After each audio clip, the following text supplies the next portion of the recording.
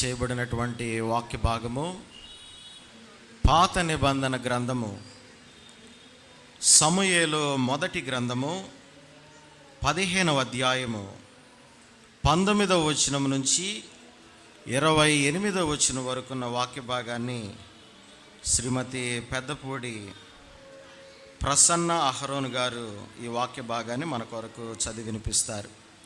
పరిశుద్ధ గ్రంథము నుంచి సమూయేలు మొదటి గ్రంథము 15వ అధ్యాయము 19వ వచనం నుంచి 28వ వచనం వరకున్న వాక్య భాగాన్ని శ్రీమతి పెద్దపూడి ప్రసన్న అహరోను ఈ వాక్య భాగాన్ని మన కొరకు చదివి వినిపిస్తారు.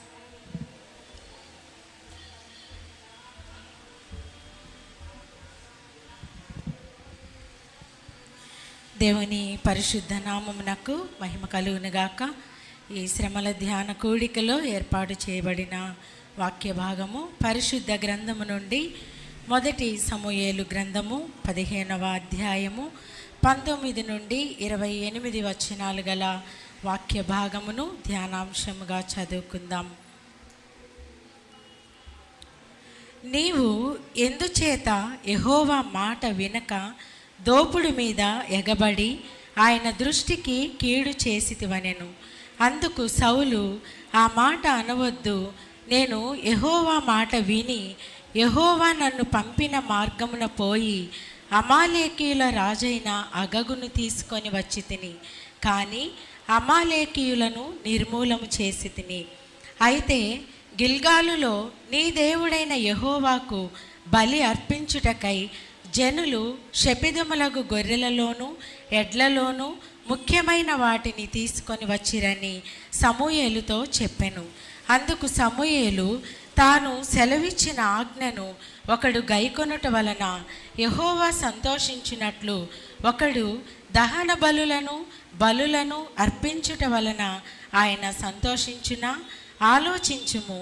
బలులు అర్పించుట కంటే ఆజ్ఞను గైకొనుటయు పొట్టేళ్ల క్రొవ్వు అర్పించుట కంటే మాట వినుటయు శ్రేష్టము.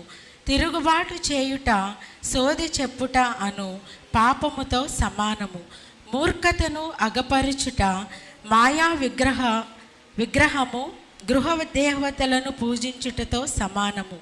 యెహోవా ఆజ్ఞను నీవు విసర్జించితివి గనుక నీవు రాజుగా ఉండకుండా ఆయన నిన్ను విసర్జించననగా సౌలు జనులకు జడిసి వారి మాట వినినందున నేను యెహోవా ఆజ్ఞను నీ మాటలను మీరి పాపము తెచ్చుకొంటిని. కాబట్టి నీవు నా పాపమును పరిహరించి నేను యెహోవాకు మ్రొక్కునట్లు నాతో కూడా తిరిగి రమ్మని సమూయేలును వేడుకొనెను. అందుకు సమూయేలు, నీతో కూడా నేను తిరిగి రాను.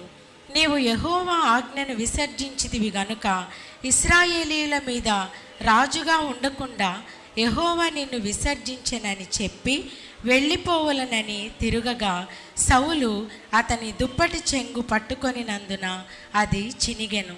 అప్పుడు సమూయేలు అతనితో ఇట్లనెను, నేడు యెహోవా ఇశ్రాయేలీయుల రాజ్యమును నీ చేతిలో నుండి లాగివేసి నీకంటే ఉత్తముడైన నీ పొరుగువానికి దానిని అప్పగించి ఉన్నాడు. దేవుడు తన పరిశుద్ధ వాక్యమును మన వెనికిడిలో దీవించునుగాక. నాకు ఇచ్చిన ఈ అవకాశమును బట్టి దేవాది దేవునికి కృతజ్ఞతాస్తుతులు చెల్లించుకుంటూ అలాగే పాస్టర్ గారికి వందనాలు తెలియజేస్తాను.